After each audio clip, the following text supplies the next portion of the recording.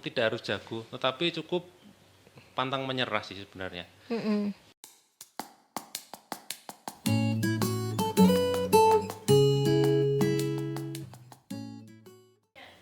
Selamat datang kembali di Tech Talks bersama saya Ayu.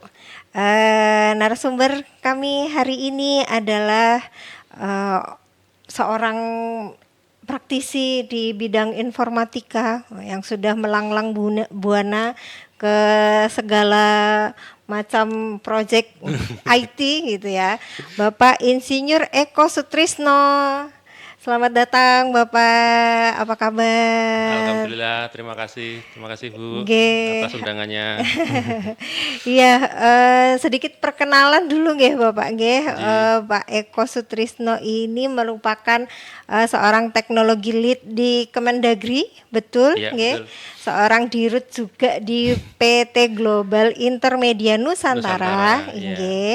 Dan juga masih menjadi Ketua Umum Kadin Kota Yogyakarta. Ketua Kadin saja Bu. Oh, Ketua Ketua Kadin Kadin. Kota Yogyakarta anjing. Inggih gitu. Wah, banyak ya Pak ya sampirannya Pak. Alhamdulillah. Alhamdulillah, selamat datang Bapak di podcastnya Fakultas Teknik Universitas Jana Badra.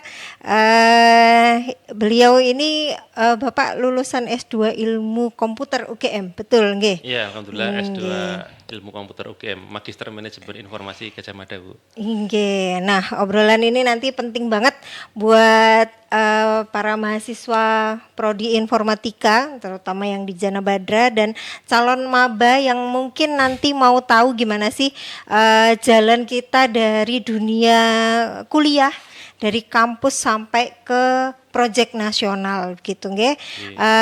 Pak Eko, sebelum kita masuk ke pembahasan, sekarang Bapak aktivitasnya yang paling sering itu apa aja? Yang tadi sudah disebutkan, apa ada lagi yang lain Oh mungkin? iya, terima kasih Bu. Nggih. Kalau aktivitas utama ya di kantor ya tentu saja mengelola kantor, manage tim, ya membantu teman-teman juga di Kementerian Dalam Negeri. Nggih. Kalau aktivitas lainnya olahraga Bu, naik gunung. Wah, suka hiking Adik-adik, apa climbing, iya, Pak? alhamdulillah hiking. Adik-adik yang suka hiking nanti kita bisa naik gunung bareng juga boleh dengan senang boleh, hati. boleh.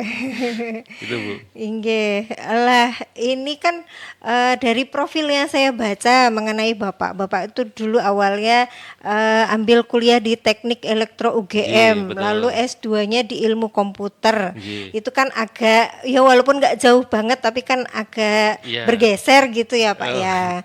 Itu kok bisa memutuskan fokus ke dunia IT itu apa yang membuat motivasinya begitu, Pak? Ji, terima kasih Bu. Jadi dulu saya masuk di Teknik Elektro Gajah Mada itu tahun 2001. Iya. 2001 kemudian ngambil di sana informatika, konsentrasinya ya. Kalau sekarang kan TETI. Iya, Ada sekarang TI. TI-nya juga. Iya. Kalau zaman dulu masih Teknik Elektro saja. Iya. Nah, itu ngambil jurusan yang konsentrasinya informatika, konsentrasi B. Karena memang sejak awal ya peminatannya di teknik informatika ya berhubungan dengan itulah jaringan komputer dan lain sebagainya yang saat ini juga perkembangannya juga cukup pesat. Nah, akhirnya setelah lulus 2005 kemudian ya konsentrasi di pekerjaan, mengembangkan perusahaan kantor itu Global Intermedia itu.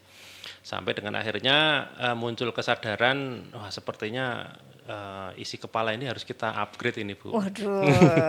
Karena ya dunia kerja dan lain sebagainya kok sepertinya ya monoton gitu-gitu aja. Akhirnya kita pada waktu itu ada dibuka Magister Manajemen Informasi. Iya. Bisa juga kita ikuti. Nah, akhirnya dengan teman-teman kantor beberapa itu juga mendaftarlah ke situ. Iya. Alhamdulillah dari 2013 lulus mungkin 2000 berapa ya? 15 kalau nggak salah ya. Itu alhamdulillah lulus ya dengan adanya tambahan pemikiran-pemikiran baru ya cukup signifikan juga didapat materi dari perkuliahan itu. Berikutnya lagi pada waktu Covid itu sepertinya. Iya. Ya, karena juga waktu Covid itu kan nyaris di rumah semua kebanyakan gitu ya Bu Iya, ya. betul. Kebetulan juga di situ ada dibuka program profesi insinyur. Oh iya.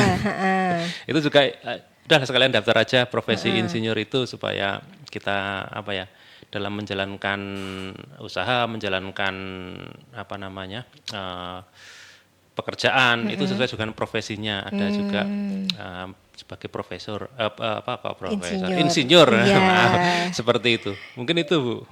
Oke, jadi memang aslinya walaupun di teknik elektro tapi konsentrasinya tetap informatika gitu ya Pak. Informatika, betul, informatika. Oke, Pak, kerja di dunia IT itu seenak apa sih Pak? Wah, ya, Misalkan kalau zaman sekarang anak zaman now itu kalau kerja itu gajinya kerjanya pengen cari yang ada WFH-nya, oh ya, yang gajinya oke, iya, work life balance-nya oke gitu Pak.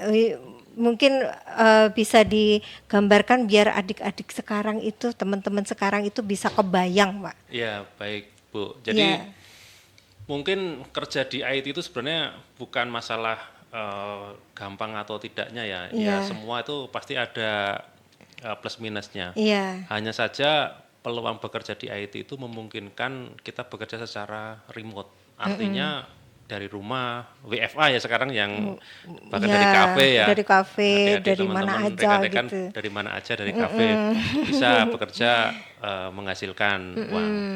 Kebetulan juga ada teman saya satu alma mater satu angkatan itu orangnya di sini Bu di daerah sekitar Solo gitu. Iya. Tapi honornya dolar karena memang sejak Wow. awal dia ikut apa itu yang freelancer.com kalau nggak salah apa itu ya. Sampai sekarang masih mensupport ke sana dan itu juga ya cukup untuk hidup berkeluarga bahkan lebih lah insya Allah lebih juga itu. Jadi ya salah satu benefit kita di bidang IT salah satunya ya kebutuhan itu tidak terbatas di lokal di Indonesia tapi Iya. secara internasional itu juga mencukupi. Tinggal nantinya kita pinter-pinter mencari platform yang menyediakan kebutuhan melalui sistem kerja WFA tersebut. Itu Bu. Iya, berarti yang penting skillnya ada, mau diterima di perusahaan yang oke, nanti biasanya bisa Bisa kerja dari mana aja ya Pak ya, ya namanya juga dunia IT itu bisa monitor ya Pak ya, biasanya seringnya. ya apakah mau kerja secara mandiri artinya Iya, jadi self employee ataupun juga jadi karyawan di tempat lain itu juga saya kira semua bidang punya apa ya tempat-tempatnya tersendiri. Saya kira juga IT juga menempati juga di sana. iya. Apalagi zaman sekarang dan juga ke depan hampir semua lini bisnis itu sudah pasti terhubung dengan namanya teknologi informasi. Jadi mau nggak mau ya adik-adik yang berminat di sini ya ya insya Allah ini juga suatu pilihan yang tepat. Iya Pak, oke. Pak, perkembangan IT itu kan berkembangnya pesat sekali ya Pak ya. Itu dari pengalaman Pak Eko sendiri, yang memang benar-benar sebagai praktisi itu apa sih yang paling berubah dari dunia IT 5 tahun lalu dengan Iya. yang sekarang Pak? Oke, baik Bu. Kalau kita ngomongin dunia IT yang paling signifikan berubah ya sekarang adalah paradigma penggunaan kecerdasan artifisial atau artificial intelligence. Ini Iya, sudah hampir semua melandasi. Tentu saja saya yakin adik-adik ataupun juga pemirsa semua yang melihat podcast ini sudah tidak asing lagi lah dengan pemanfaatan iya, AI tersebut. Nah, inilah juga menjadi peluang dan juga tantangan bagi kita semuanya. Di sini kita akan ketinggalan atau kita mau mengendarai AI tersebut untuk hal-hal yang mendukung mendukung pekerjaan kita semuanya, mempermudah kita semuanya. Nah, ini pilihan di kita masing-masing. Tapi saya kira hari ini dan juga ke depan pemanfaatan di IT khususnya kecerdasan buatan itu sudah pasti akan lebih lebih besar dan lebih besar lagi di kemudian hari. Itu sih Bu. iya. Nah, ngomongin AI ini Pak, AI itu kan AI apapun sekarang itu udah pada pinter bikin kode, Oh iya, udah bisa ngoding sendiri itu Pak. iya, Sedangkan stigmanya adalah mahasiswa informatika itu ya kerjaannya adalah ngoding gitu. Ini masih ada peluang nggak Pak kira-kira? Apakah skill apa yang kira-kira tidak bisa digantikan dengan AI? iya. Jelas ada Bu. Jadi pertama kita perlu memandang bahwa AI itu tidak menggantikan peran manusia. Iya. Itu yang ada kita sudut pandang seperti itu. Jadi jangan sampai kita peran-peran kita itu akan digantikan oleh AI. Apapun itu, dimanapun itu. Nah, sama seperti di paradigma penggunaan AI. zaman awal-awal dulu mungkin AI itu lebih ke arah chatbot. Ya Iya. artinya kita tanya, dia menjawab. Mm-mm. Kemudian berkembangan ke berikutnya AI sudah membantu coding, lebih dikenal dengan vibes coding ya. Iya, vibes Ini coding. saya yakin teman-teman sudah Udah banyak yang familiar. menggunakan familiar dengan itu. Mungkin kerjaan ataupun juga tugas dosen mengerjakannya pakai itu. Ya nggak apa-apa, itu tidak ada masalah. Iya. Bahkan yang ketiga nanti AI sudah menjadi suatu dibungkus dalam bentuk agent atau agentic AI. Nah, pertanyaannya peran kita seorang apa ya engineer ataupun juga ya programmer di mana? Nah, disitulah kita mencari ide-ide ya juga menggunakan AI juga dicari hal-hal yang memang AI tidak bisa melakukannya. Ya tentu saja itu dilatih ya, bukan dari kita serta-merta percaya 100% produk AI itu seperti itu, seperti Iya. enggak. Tetapi itu memang sesuai dengan apa namanya pengalaman itu akan dilatih dan nanti kita juga akan pasti merasakan oh iya ya ada hal-hal yang memang tidak sepenuhnya 100% itu diselesaikan oleh AI. Nah itulah disitulah peran-peran kita nanti kita apa namanya coba gali. Yang tentu saja yang jelas AI itu tidak memiliki satu apa namanya rasa. Iya. Jadi hal-hal yang Tidak bersifat punya bukan dengan perasaan atau perasaan. keindahan itu AI ya hanya menurut keindahan atau sudut pandang AI itu sendiri. Tapi dari sisi manusia ya terutama teman-teman seniman, apalagi teman-teman IT yang memiliki rasa seni. Nah, itu saya kira itu juga tidak akan bisa digantikan juga oleh AI. Iya, yang lagi sering apa agak viral juga ini orang-orang bikin banner untuk ini warung makannya pakai Oh AI itu ya, malah justru mengganggu gitu katanya. Gitu ya, iya, Pak ya. ya Karena nggak ada seninya gitu ya, Pak ya. betul. Ya seakan-akan produk AI kan ya monoton seperti itu ya. Nah disitulah nanti sentuhan ya, apakah itu nanti dalam bentuk sentuhan prom ataupun sentuhan-sentuhan lain dan lain sebagainya itu tentu saja ada sesuatu hal yang bisa di sana. Jadi AI ini bukan menggantikan, tetapi satu dia bisa untuk mempercepat pekerjaan kita itu yang pertama. Yang kedua mempermudah itu bagaimana AI itu bisa mempermudah. Yang ketiga tentu saja mengupgrade kemampuan kita menjadi lebih baik. Nah, disitulah peran kita bukan digantikan oleh AI, tapi kita justru memanfaatkan adanya AI tersebut. Iya, ya katakanlah kalau misalkan dulu kita ngoding satu halaman web bisa seharian, ini bisa cuma tinggal berapa jam aja, berapa Iya, menit aja, tapi tetap harus di touch up lagi iya gitu ya betul Pak Bu. ya. Iya, tidak langsung 100% percaya sepenuhnya dari hasil itu. Oke, nah Pak, kalau misalkan di bidang IT ini, kira-kira bidang IT apa sih Pak yang paling cuan gitu Pak? Kalau misalkan dari demand-nya di dunia kerja, dunia industri gitu, Baik. mungkin bidang apa yang paling menjanjikan gitu Oke. Pak? Jadi banyak hal sebenarnya di dunia IT itu salah satunya ya security. Ini isu-isu adanya AI semakin mempercepat penemuan-penemuan celah keamanan. Itu memang seperti itu. Nah, kita pun juga bagaimana engineer-engineer ya orang-orang informatika juga bisa ya apa ya ya melawan itu, melawan dalam artian bukan head to head ya, tetapi juga ya juga bisa menggunakan AI juga untuk melakukan teknik-teknik pengamanan. Itu ya security. Yang kedua mungkin juga bisa juga tentang desain.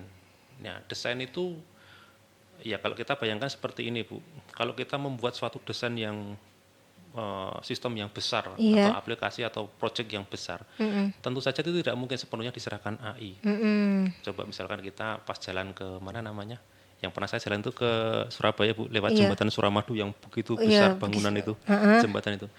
Kalau ini sepenuhnya diserahkan AI, saya yakin oh kok bisa nggak akan bisa lah mampu untuk menangani seluruh desain untuk jembatan yang segitu besarnya. iya, iya, iya, iya, Di iya. sana banyak terlibat insinyur kimia, kemudian mungkin insinyur teknik, sipil, matematika dan lain-lain, fisika dan lain sebagainya. Demikian juga di dalam IT, proyek-proyek yang sifatnya besar tidak semua digantikan oleh AI. Nah, tapi di situ kita bisa mendapatkan peluang.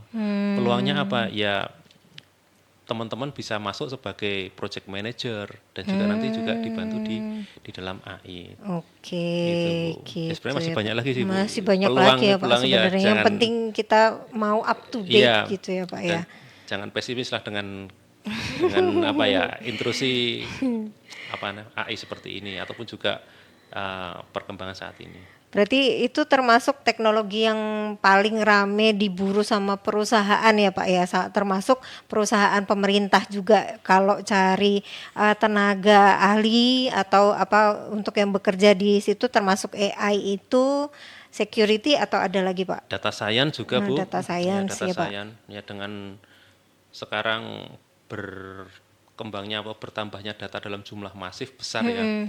Ya tentu saja teknik pengolahan data, penambangan data, yang data menjadi informasi itu juga menjadi peluang juga untuk semuanya lah untuk bisa masuk menjadi seorang data scientist itu juga banyak juga di situ. Oke, sekarang kan semuanya juga ngomongin data tadi ya Pak ya. Data itu kan sekarang apa sangat besar sekali dan semuanya tersimpan sudah beralih ke cloud gitu ya Pak Ya, ya. Nah, termasuk instansi-instansi pemerintah juga sistem-sistemnya udah pada cloud juga ya Pak ya. nji, nji. Nah, itu kira-kira anak informatika wajib nggak belajar cloud itu Pak? Ya, ya sekarang begini Bu, Ya, cloud itu kan diambil apa namanya inspirasi dari kata awan ya ya cloud itu. awan. Cloud itu artinya dia entah di seberang sana, ya kita nggak tahu, tetapi yang penting kita memiliki atau mendapatkan layanan itu. Nah, di situ teman-teman atau adik-adik ya tentu saja belajar. Artinya di sisi cloud itu kan juga ada apa istilahnya itu ya bahwa layanan itu harus selalu ada. Nah, bagaimana layanan itu harus selalu ada? Ya berarti di sana ada pencadangan-pencadangan yang banyak yang bekerja. Apa caranya bagaimana? Ya adanya CDN, Content Delivery Network lah misalnya seperti itu atau load balancing dan lain sebagainya. Nah, itu konsep-konsep itu kita pelajari di mana? Nah, itu di situ ada pada waktu teman-teman atau adik-adik nanti belajar jaringan komputer. Nah, Iya, salah satunya itu. salah satunya. Nah, itu tetap kita harus memahami itu. Bukan berarti kalau sudah zamannya sekarang lebih ke arah apa namanya penggunaan AI terus melupakan yang di Iya. sana. Nah, bahkan itu provider-provider AI itu juga memanfaatkan teknologi itu untuk layanan mereka. Jadi jangan remehkan mungkin kalau misalkan kita di dunia kuliah masih S1 gitu ya Pak ya kan kita belajarnya mungkin masih dasar yang jaringan komputer dulu, yang sistem informasi dulu itu kan nanti dasar-dasar menuju ilmu yang lebih besar ya Betul, Pak ya. betul. Itu adalah ya basically adalah ya dasar-dasar dari pengantar ke arah informatika. Cara berpikir informatika itu juga nanti akan kita apa ya istilahnya kita dapatkan melalui pemahaman-pemahaman dasar di situ. Prinsip-prinsip dasar dari informatika itu. Iya. Nah, tadi juga ada sedikit ngomongin cyber security. Nah, itu banyak nih Pak sekarang kasus hack video YouTube ada ininya, ada apa iklan-iklannya, terus kemudian website-website juga di hack kebanyakan jadi apa banyak judul-judulnya gitu Pak. Nah, Nah, prospek cyber security-nya itu gimana dan tipe orang seperti apa yang kira-kira cocok untuk masuk ke cyber security ini Pak? iya, jadi masalah keamanan sistem informasi, keamanan informasi terutama itu adalah hal yang sangat krusial. Artinya marwah suatu organisasi itu salah satunya akan dilihat dari sana, Bu. Dari apa namanya aman tidaknya layanan yang ada di sana. Ya bayangin kita sudah invest banyak ataupun juga menaruh uang kita di bank misalkan atau kita sudah ya punya data pribadi yang kita simpan di suatu tempat di situ tiba-tiba bocor dan lain sebagainya. Nah, disitulah peran insinyur keamanan ya atau engineer dari security engineer tadi ya mengamankan itu. Nah, di situ peluang yang masih terbuka. Nah, bagaimana nanti bisa belajar ke sana? Kita harus Iya. belajar apa? Ya, tentu saja roadmap-nya juga pasti ada. Apa itu prinsip-prinsip keamanan, kemudian perilaku, habit. Perilaku bukan hanya dari satu orang engineer saja, tapi juga semua Satu organisasi tim. itu. Jangan sampai komputer yang biasa digunakan untuk hal-hal kritikal itu dia dalam tanda petik mungkin membuka apa ya, situs-situs yang terlarang, misalnya situs film atau bahkan mungkin situs judi atau situs Iya, apa ya, kita nggak tahu, yang dimana di situ banyak peluang malware yang masuk. menipu atau masuk ya, sehingga orang dijebak untuk melakukan klik link atau melalui phishing, nah sehingga nanti akan muncul ke sana. Selain itu juga dari hal-hal simpel saja Bu, misalkan kalau kita masuk ke satu situs ya, masukkan menggunakan username dan password tuh, Iya. ada pertanyaan apakah akan melakukan save gitu kan. Nah itu begitu kita melakukan save gitu, nah itu sudah ada peluang username dan password kita yang ada di situ, itu sudah akan bisa ditarik keluar Iya, oleh iya, iya. malware yang mungkin nanti akan suatu saat menginfeksi di situ, Bu. Seperti itu. Oke, asik ya Pak ya, kalau kalau misalkan udah tahu bidangnya gitu ya Pak ya. Ya dari pengalaman Bu. Nah, pengalaman Bapak ini kan udah banyak nih Pak. Saya mau tanya nih, di antara kerja bikin startup sendiri atau kerja korporat atau kerja di pemerintah atau bahkan freelance, di antara keempat ini enaknya kerja di mana Pak? Plus minusnya apa? Apalagi Bapak udah nyobain semua kayaknya ini. Waduh, iya Bu. Ya, dimanapun kerja itu sebenarnya saya kira tidak ada masalah ya. Yang penting itu ya teman-teman bisa, satu, merasa nyaman, yang kedua bisa mengaktualisasi ilmu-ilmunya, dan yang paling utama juga bisa ya menghidupi diri sendiri dan juga mungkin bagi yang berkeluarga juga ya dengan keluarganya. Syukur-syukur turah, ya turah itu bisa untuk ya yang lainnya, mungkin beribadah dan lain sebagainya. Jadi dimanapun saya kira itu tidak ada masalah. Semua tempat pasti ada plus minusnya, saya yakin itu. Tetapi ya yang penting kita bisa menjalaninya dengan nyaman, dan kita bisa apa ya, berkarya, memberikan hal yang terbaik dimanapun itu. Oke. Nah, ini kita mau masuk ke bagian skill dan karir nanti untuk teman-teman informatika biar nanti bisa langsung terjun ke dunia kerja, Pak. Oh, siap, Nah, Bu. kira-kira nanti untuk mahasiswa baru mulai dari semester 1 ini, Ji. kira-kira eh, ada skill-skill wajib apa aja yang perlu dikuasai dalam waktu mungkin 1 semester, 2 semester ke depan gitu Pak, biar ini Oke, baik. cepat kerja. Waduh. Ya, sekarang sebenarnya bukan masalah cepat kerja, Bu. Iya. Justru Apa saya tuh? melihat entrepreneurship itu bukan harus teman-teman atau adik-adik nanti itu lulus bekerja. Bahkan sampai dari saat ini pun siapapun sudah bisa memulai kerja itu. Ya, alasannya apa? Ya coba sekarang tadi yang saya sampaikan ya, AI itu mempercepat, kemudian mempermudah, juga mengupgrade kemampuan kita. Gampangannya begini, Bu.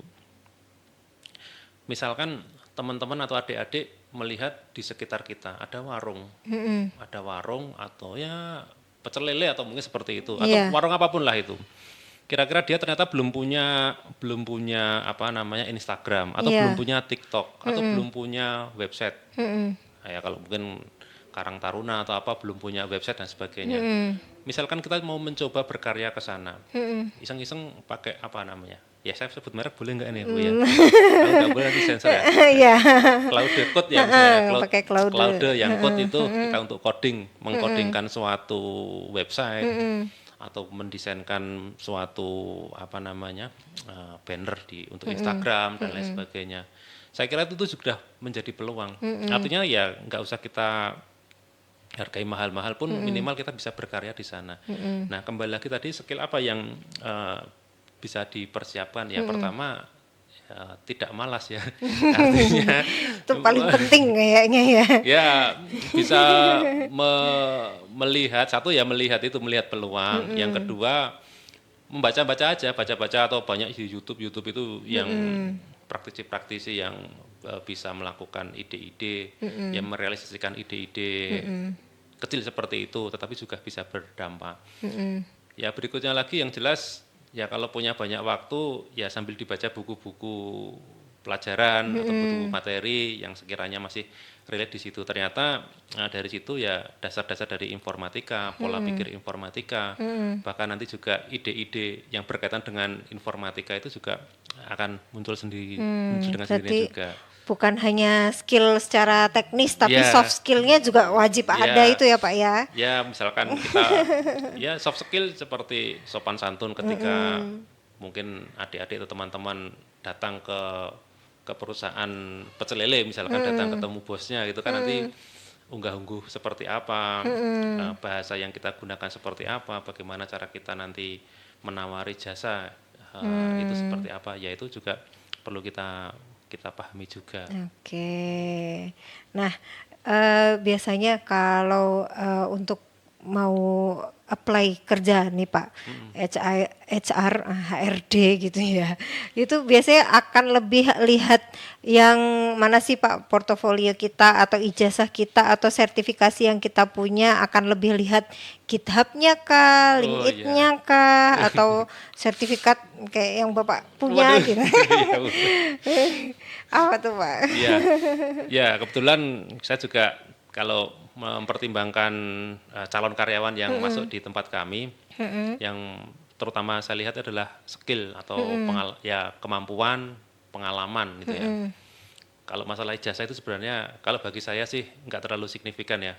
Bahkan nggak punya ijazah pun ya misalnya maksudnya lulusan SMA gitu kan, asal mau apa namanya bekerja tekun dan lain sebagainya, punya syarat-syarat minimal pengalaman atau bisa melaksanakan suatu pekerjaan yang ya punya skill lah itu tetap bisa kami terima. Ya, sehingga di sini penting bagi teman-teman semua, adik-adik semuanya, ketika kalian punya kemampuan, itu jangan takut-takut untuk publikasikan saja. Misalkan ya di GitHub itu ya, di situ LinkedIn, ya LinkedIn pun kalau memang mau diupdate juga bagus gitu kan. Nah, sehingga apa? Itulah nanti suatu saat adik-adik ini melamar, tentu saja perusahaan HR itu akan melihat Bu, oh ini pengalamannya apa. Semuanya. Nah, dia akan mengetes juga dari situ gitu kan. Iya, iya, Kalau iya. itu memang benar-benar bisa teman-teman apa namanya jelaskan, kemudian dengan bahasa yang bagus, yang enak dimengerti dan lain sebagainya, ya tidak ada apa namanya pilihan lain ya perusahaan itu bakal menerima gitu kan. Tapi kalau cuma di situ hanya pengalaman, tapi ketika nanti ditanya malah bingung menjawabnya, nah itu juga ya Dipertanyakan. auto coret nanti. Iya, yang penting bikin portofolio di mana portofolio aja. portofolio Yang penting dimanapun. itu bisa menjelaskan ya Betul. Pak ya. Nah, karena tentu saja ya berdasarkan pengalaman kami, perusahaan itu menerima tentu saja orang yang memang benar-benar sudah siap. Orang yang sudah siap itu ya tercermin dari pengalaman yang pernah dia kerjakan. Sekalipun itu hanya tugas kuliah, ya. Atau tugas mungkin ada tugas capstone atau apa ya yang pernah di sini, atau tugas kreativitas mahasiswa, atau mungkin lomba-lomba dan lain sebagainya. Nah, itu juga menjadi penting terhadap dukungan ya portofolio atau pengalaman menunjukkan keterampilan dari adik-adik itu sendiri. Berarti contoh project yang kira-kira bisa kita taruh di GitHub yang bisa langsung dilirik sama HRD itu apa Pak biasanya Pak? Ya banyak Bu, Banyak ya. banyak ya semuanya Bu. Ya, Semuanya. kalau misalkan ada mata kuliah apa namanya interaksi manusia komputer, Iya. misalkan ada desain-desainnya. Nah orang kan pasti melihat bagaimana kesesuaian warnanya, pemilihan warnanya, kemudian user experience yang didapatkan dari itu seperti apa, seperti itu. Jadi Kalau oh ya, mohon maaf lanjutkan ya aja. itu kalau misalnya kuliahnya IMK, kalau kuliahnya nanti pemrograman, ya coba aja yang menunjukkan kemampuan pemrograman itu pernah mengerjakan pakai apa, apakah menggunakan bahasa apa masih PHP misalkan, atau sudah Golang, atau mungkin bahkan mungkin pemrograman C Sharp atau C++ zaman dulu. Ya nggak apa-apa Bu, karena setiap kebutuhan itu ya bisa beda-beda juga sih dari perusahaannya. Jadi nggak ada project khusus, project apa yang penting sudah ditaruh di GitHub mampu menjelaskan sesuai dengan ininya ya Pak ya, dengan Semuanya alurnya. bisa Bu, semuanya bisa Bu. Bahkan ibaratnya ada mata kuliah misalkan pengolahan data itu, adik-adik bisa menyajikan dashboard, apa desain dashboard, ini Pak ringkasan ringkasan tahunannya, ringkasan bulannya, ringkasan triwulannya, ini tren dan lain sebagainya secara tepat, itu pun juga sudah bisa menjadi apa ya, portofolio, nggak ada masalah apapun itu. Jangan takut lah ibaratnya Iya. dalam tanda petik apa menyombongkan, tapi menyombongkan itu bukan artinya yang benar-benar kosong, tapi menyombongkan itu memang dari pengalaman, dari hal-hal yang Iya. pernah dikerjakan. Saya kira itu, Bu. Jadi tugas mata kuliah pede aja, taruh Upload. aja di GitHub gitu ya Iya, Pak ya. iya. Berarti tahapan interview kalau misalkan mau kerja di bidang IT itu apakah masih ada tes live coding atau ada sistem desain atau gimana sih Pak tips biar Ya, lolosnya Pak gitu? ya kalau minimal coding itu memahami ya, coding itu ada perulangan, ada percabangan, ada kontrol, ada apa namanya struktur data, array pointer dan lain sebagainya. Itu saya kira itu basic basic dasar informatika. Nah, bahkan mungkin di sisi lain kalau nanti suatu saat menggunakan apa agent yang untuk coding itu ya, vibe coding itu ya, ya nggak apa-apa. Itu sebenarnya juga kalau bagi saya itu nilai plus. Tapi hanya pada orang-orang yang memang basicnya sudah punya basicnya. Tapi kalau nggak punya basicnya, tiba-tiba menggunakan vibes coding itu, ya itu kami pertanyakan. Artinya dia bisa menggunakan apa senjata tajam, tapi Tapi kalau kuda-kudanya ataupun dasar-dasar penggunaannya belum menguasai, ya ini bahaya, Bu. Oke. Ya. Berarti mungkin Pak kesalahan yang mungkin dimiliki oleh si fresh graduate ini, padahal sebenarnya dia skillnya punya, tapi ada kesalahan kecil aja yang bikin dia nggak diterima itu ada nggak Pak contohnya Pak? Saya kira kalau kesalahan itu apa ya? Ya sepertinya hal yang umum ya, Bu ya. Yang berumur sifatnya etika ya. Etika itu ya mungkin bagaimana komentar-komentar kita di sosmed itu kan. Apakah dalam tanda petik merendahkan orang gitu. Atau kan mungkin pernah kita melakukan sesuatu hal yang ya tidak sepantasnya di media sosial. Kalau bisa itu bisa dihilangkan ya bagaimana caranya menghilangkannya. Karena tentu saja perusahaan itu ketika dia akan menerima itu juga pasti akan melihat latar belakang, kemudian aktivitasnya di medsos seperti apa. Ya, kita gunakanlah medsos untuk sewajarnya ya. Hal-hal yang sekiranya tidak apa namanya produktif atau kontraproduktif itu ya kita hindari saja. Karena tentu saja perusahaan ketika meng-hire ataupun juga menerima pasti mempertimbangkan masa lalu yang tercermin juga dari medsos itu. Saya kira ya kita perlu berhati-hatilah di dalam ini memastikan jempolnya ini. Iya Pak. Padahal mungkin di saat kuliah dia nilainya A semua gitu ya. Betul. Ternyata medsosnya wow gitu bikin kaget HRD ya itu bisa aja Iya. dicoret tuh ya Sebenarnya Pak. bukan di perusahaan itu aja, Bu. Saat ini kebetulan saya juga sedang diminta membantu salah satu apa namanya organisasi internasional ya Iya. di Jakarta sana.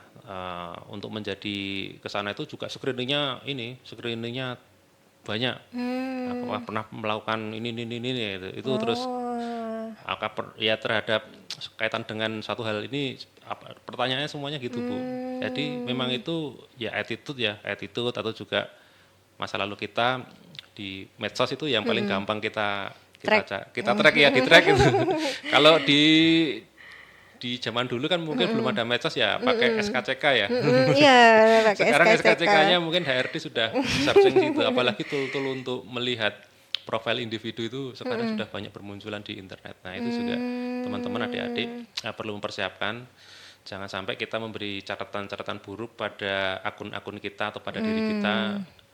Nanti ya kita akan kembali menyesalinya mungkin di nanti begitu kita sudah lulus atau di dunia kerja. Mungkin itu sih, Bu. Wah, itu yang paling menurut saya cukup mind blowing gitu ya Pak ya. Skill udah oke tapi ternyata ada jejak digital. Ya, digital itu. Ya, oke Pak. Mungkin saya mau tanya-tanya cerita pengalaman Pak Eko nih. Boleh, Bu. Project yang pernah Bapak tangani. Itu ada nggak yang paling menantang, yang paling bikin pusing tapi berkesan gitu Pak? Oh ya. Ya, sebenarnya proyek itu ya di Kementerian Dalam Negeri ya. Waktu itu mungkin 2019 akhir ya. Ketika diminta menjadi sana mengurusi seluruh data seluruh Indonesia, perencanaan di dalam sistem informasi pemerintahan daerah. Iya. Ya di situ dulu memang tantangannya ya kita menangani data yang begitu besar seluruh Indonesia. Nah, kemudian juga dengan sumber daya yang boleh dibilang ya tidak tak terbatas. Ya sehingga teknik-teknik ataupun juga ilmu optimasi, pemilihan struktur data. Jadi kalau kita belajar di kampus itu ada belajar algoritma dan struktur data gitu Iya, kan. ada Pak. Ada batas asimtotik bawah, asimtotik atas itu. Nah, itu ya akan berpengaruh nanti bagaimana kita melakukan optimasi-optimasi, bagaimana cara kita memberdayakan perangkat yang tidak tak terbatas tadi itu bisa menangani request diakses di seluruh Indonesia. Nah, alhamdulillah sampai dengan saat ini juga kita masih membantu di sana di Kementerian Dalam Negeri khususnya di Dirjen Bina Pembangunan Daerah. Gitu. Ya, itu tadi saya dengar kerjanya cukup loadnya kayaknya bikin stres juga nih ya Pak ya. Ada lembur-lembur nggak Pak? Ya, satu lembur itu ya sudah konsekuensi dari amanah ya. Sehingga ya mau nggak mau kita harus menyelesaikannya dengan baik, menghasilkan yang terbaik juga bagi Indonesia lah. Dan juga kelancaran di semua pemerintah daerah terkait implementasi itu. Sampai dengan saat ini pun juga seperti itu. Nah ini spill Pak, cara Pak Eko jaga kesehatan mental gimana Pak? Biasanya kan kerja kayak gitu kan burnoutnya lumayan Pak. Iya, naik gunung. Naik gunung, oke, rilis stres ya Pak ya. Ya, naik gunung ya, yang jelas sebenarnya bukan hanya naik gunung sih, olahraga yang penting. Coba kita bisa luangkan waktu ya setengah jam lah, bangun tidur mungkin habis sholat subuh, jalan kaki aja 30 menit, nggak usah panjang-panjang, nggak usah lama-lama, insya Allah itu sudah cukup fresh lah untuk menjaga kesehatan. Minimal ya biar kita bersemangat lah di hari itu. Oke. Jadi kerjaan beres, mental terjaga gitu ya Pak. Disitulah sambil ngopi Bu. Ngopi. Oke, Pak. Ini mungkin sebelum menuju akhir tapi sebelumnya gitu ya Pak. Iya, Biasanya di IT itu ada mitos-mitos anak IT harus jago matematika, harus anak IPA, anak IT itu harus depan laptop 24 jam. Itu benar nggak Pak? Saya kira juga nggak terlalu itu juga Bu. Nyatanya beberapa karyawan saya bukan dari anak IT tapi juga bisa. Itu yang pertama. Yang kedua sebenarnya tidak harus jago, tetapi cukup pantang menyerah sih sebenarnya. Selama kita memiliki mental pantang menyerah atau struggle ya, mau mencari ngulik dan lain sebagainya, ya saya kira jalan itu akan ketemu. Apalagi sekarang udah zamannya AI ya Bu ya.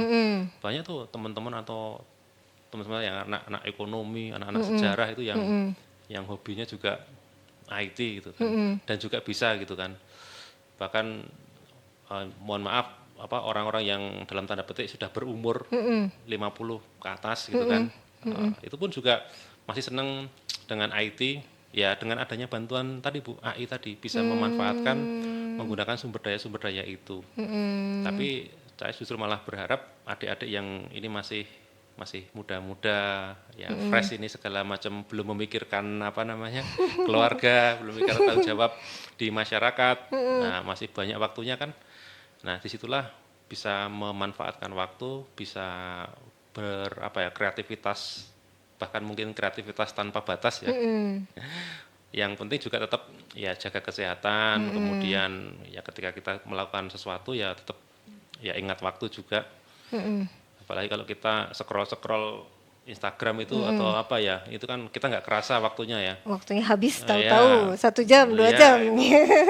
Tapi kalau di informatika kan nanti kalau kita sudah menikmati mendalaminya pun juga saya kira juga nggak akan terasa seperti itu. Ya coba nanti kita arahkan Bu adik-adik bukan hanya sekedar menggunakan tapi juga bisa creation atau menciptakan sesuatu dari kreativitas itu ya, sehingga dalam tanda petik tadi mitos-mitos seperti itu tadi gimana ya? Saya tidak begitu percaya dengan mitos itu. Mitos, sekedar mitos, Iya, yang penting struggle-nya. struggle-nya betul Bu. Oke Pak, berarti satu kalimat penutup Pak buat anak calon maba atau yang masih mahasiswa ini yang mungkin bingung dan takut mulai biar bisa terjun ke dunia kerja, masuk diawali dengan masuk prodi informatika ini ada Pak. Oh ya, jadi informatika ya, itu dari kata apa ya? Informasi ya. Namanya informasi itu adalah catatan. Catatan itu yang apa ya? Diolah gitu ya. Seakan-akan dia selalu ada di setiap saat informasi-informasi itu. Nah, disitulah menariknya. Selama peradaban itu ada, ya informasi itu pasti selalu ada. Ya berbahagialah teman-teman atau semuanya yang menyukai informatika. Iya. Saya kira itu. Ya, berarti namanya kita sampai kapanpun kayaknya informasi ada terus ya. Anak informatika ada terus gitu ya Pak ya berarti Iya, ya. mungkin Oke. ya sampai menjelang kiamat gitu. Itu pasti akan ada. Iya, oke Pak Eko, terima kasih sekali untuk insight-nya dari tadi, banyak ilmu yang bisa kita dapat baik yang dari maba maupun yang mau lulus saat ini mau terjun ke dunia kerja. Wah, itu eh, apa tadi saya mau ngomong apa?